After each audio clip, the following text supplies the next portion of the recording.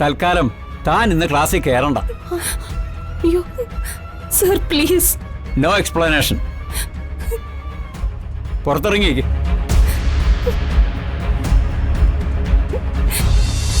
ഇന്നത്തോടെ ആ നശിച്ചവള് പഠിത്തം നിർത്തണം. അതേതായാലും നടക്കുന്ന ലക്ഷണം ഉണ്ട് ആന്റി. കാര്യം പ്രിൻസിപ്പലിന്റെ നാവിൽ സരസ്വതി വിളയാടി തുടങ്ങിയ പിന്നെ ഒരു രക്ഷയുമില്ല. ഡിക്ഷണറിയിലല്ല, സോഷ്യൽ മീഡിയയിൽ ഒരിടത്തും തന്നെ കിട്ടാത്ത വാക്കുകളൊക്കെ പുറത്തു വരും. ഓ, അത്ര തൊലിക്കട്ടിയുള്ളവർക്കേ പിന്നെ പിടിച്ചു നിൽക്കാൻ പറ്റൂ. പ്രിൻസിയോട് വേണ്ട രീതിയിൽ ഞാൻ കാര്യങ്ങളൊക്കെ അവതരിപ്പിച്ചിട്ടുണ്ട്.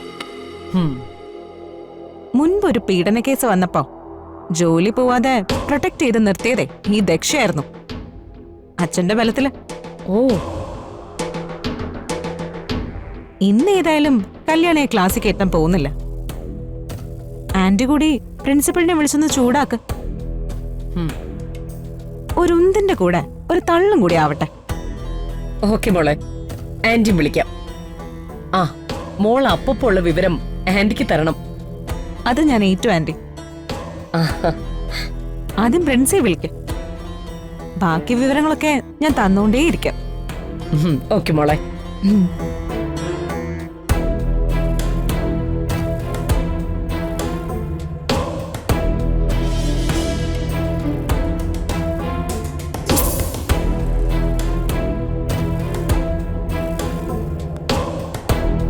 നിന്നെ സമ്മതിച്ചു ദക്ഷേ. എത്ര പെട്ടെന്നാ നീ നിന്റെ അമ്മായിയമ്മയെ ഓടിച്ചു മടക്കിയെടുത്തത്. മരുമകളുടെ എല്ലാ നെറിയടകൾക്കും കൂട്ടുനിൽക്കുന്ന ആ അമ്മായിമ്മയുടെ ഒരു തൈ കിട്ടോ? വീട്ടിൽ കൊണ്ടുപോയി നട്ടുവെക്കാനാ. അങ്ങനെയാണെങ്കിൽ എനിക്കൊന്ന് വേണം. തൈ ഒന്നും വേണ്ട മക്കളെ, ആ വള്ളിച്ചെടിയെ തന്നെ ഞാൻ പീസ് പീസായിട്ട് മുറിച്ചങ്ങ് തന്നേക്കാം. എന്തുവാടി ഇത്? എനിക്ക് മാത്രം എന്താ ചന്ദ്രമ്മ ഇങ്ങനെ? എത്രയോ പേര് ക്ലാസ്സിൽ കയറാതെ വെളിയിൽ നിൽക്കുന്നു, അവർക്കൊന്നും കുഴപ്പമില്ലല്ലോ. സാരമില്ല മോളെ, എല്ലാം ശരിയാവും. മോള് വാ.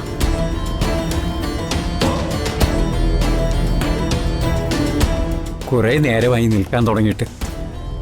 അത് ഞാൻ ചെയ്തോളാം. ശരി.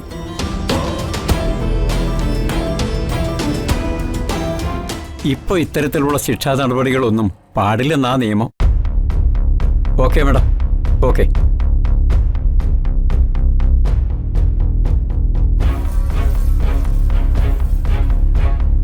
കമിൻ.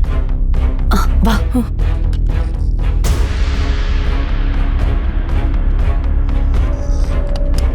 ഈ സ്ഥാപനത്തിന് ഒരു റെപ്യൂട്ടേഷൻ ഉണ്ട്. കോളേജിന് അതിൻ്റെതായ സമയവും. അഡ്മിഷൻ എടുത്ത് ക്ലാസ് അറ്റൻഡ് ചെയ്യേണ്ട ആദ്യ ദിവസം തന്നെ ഇത്രയും ലേറ്റായിട്ട് വന്ന ഈ കുട്ടിയെ എങ്ങനെയാ ഈ കോളേജിൽ പഠിപ്പിക്കുക? സർ, ചിന്നുവിന്റെ സോറി, കല്യാണിയുടെ അമ്മയ്ക്ക് സുഖമില്ലാതായതുകൊണ്ടാ ഇന്ന് വരാൻ കുറച്ച് വൈകിയത്. ഇന്നത്തേക്ക് സാറൊന്ന് മാപ്പാക്കണം. ഇനി ഇങ്ങനെ ഉണ്ടാവില്ല. ഇവിടെ പഠിപ്പിക്കുന്നത് നിയമമാണ്. അപ്പോ ഇവിടുത്തെ നിയമങ്ങൾ ആദ്യം അനുസരിക്കണം. അല്ലാതെ 1-ാം ക്ലാസ്സിലെ കുട്ടികളെ പോലെ അമ്മയ്ക്ക് സുഖമില്ല, അച്ഛന് സുഖമില്ല, അമ്മമ്മയ്ക്ക് സുഖമില്ല എന്നൊക്കെ പറഞ്ഞിട്ട് ഒരു കാര്യവുമില്ല. ഫസ്റ്റ് ഡേയിൽ തന്നെ ലേറ്റായിട്ട് വന്ന് ഇത്രയും അഹങ്കാരം കാണിച്ച ഈ സ്റ്റുഡന്റിനെ ഇനി ഇവിടെ പഠിപ്പിക്കണോ വേണ്ടയോ എന്ന് ഒന്ന് ആലോചിക്കേണ്ടി വരും. സർ, സർ, ഇനി ഇങ്ങനൊന്നും ഉണ്ടാവില്ല. എനിക്കൊരു ന്യായവും കേൾക്കണ്ട. തൽക്കാലം താൻ ഇന്ന് ക്ലാസ്സിൽ കയറണ്ട. അയ്യോ സർ പ്ലീസ്. No explanation. പുറത്തിറങ്ങിയേക്ക്. കോളേജിന്റെ പേര് കളയാൻ ഓരോന്ന് പഠിക്കാനെന്ന് പറഞ്ഞ് വേഷം കെട്ടി ഇറങ്ങിക്കോളും. രണ്ടാളും പുറത്തേക്ക് ഇറങ്ങ. സർ,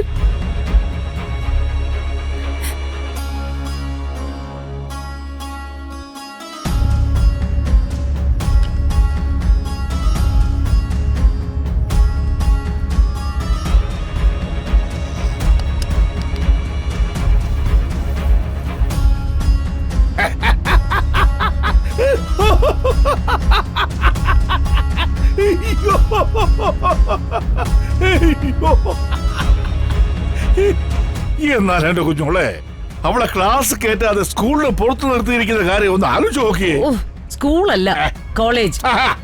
സ്കൂളാണെങ്കിൽ എന്താ, കോളേജ് ആണെങ്കിൽ എന്താ, നിർത്തിയിരിക്കുന്ന ക്ലാസ്സിന് പുറത്തല്ലേ? മിക്കവാറും ഹെഡ് മാസ്റ്റർ നല്ല ചൂരിൽ വെച്ച് കൊടുക്കാൻ സാധ്യതയുണ്ട്. ഭദ്രേട്ടാ, ഹെഡ് മാസ്റ്റർ അല്ല, പ്രിൻസിപ്പൽ. പറഞ്ഞു വരുമ്പോ രണ്ടും ഒന്നും തന്നെ. കുഞ്ഞോളെ, പണ്ട് 5ാം ക്ലാസ് പഠിക്കുമ്പോഴേ ഹെഡ് മാസ്റ്ററിനെ തള്ളക്ക് വിളിച്ചതിന് ഹെഡ് മാസ്റ്റർ റൂമിൽ കൊണ്ടുപോയി എന്നെ മുട്ടുകാരെ നിർത്തി. സഹമദ്രോഹി. വൈകുന്നേരം അവരവിടെ നിർത്തിയിരുന്നു. അടുത്ത ദിവസം തന്നെ TC തന്നു. ഇതും അതുപോലെ തന്നെ സംഭവിക്കും.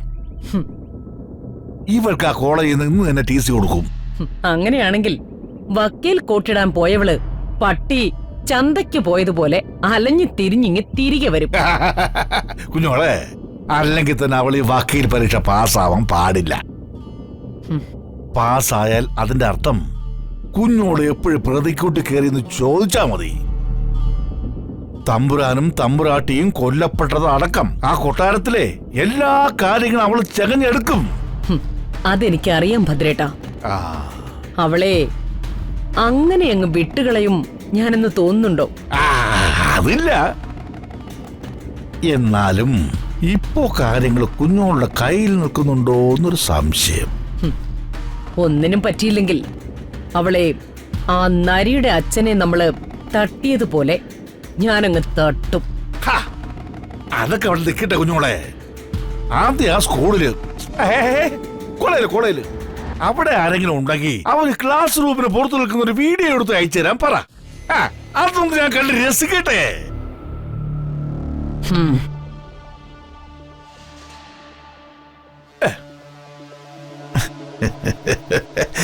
ആ വീഡിയോ സോഷ്യൽ മീഡിയയിൽ ഞാൻ തന്നെ എന്റെ മോളെ കൊണ്ട് പോസ്റ്റ് ചെയ്യിപ്പിക്കും. ലൈക്ക് മേടിച്ച് മേടിച്ച് ഞാൻ കലക്കും. ഓ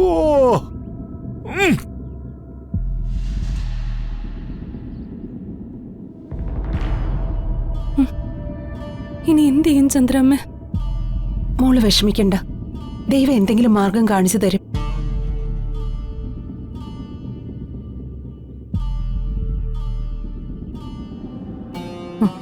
അവളവിടെ നിൽക്കുന്നുണ്ട്. ഓ,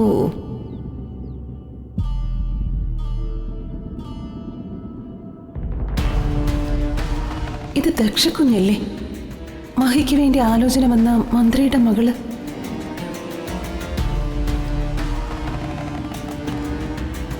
നീ എന്താടി ഇവിടെ?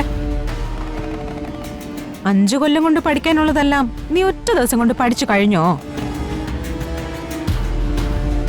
ഇവള് പാസ്സായി കാണും ദക്ഷേ. പഠിച്ച് പാസ്സായതിന്റെ സർട്ടിഫിക്കറ്റും TC വാങ്ങാൻ നിൽക്കുമായിരിക്കും.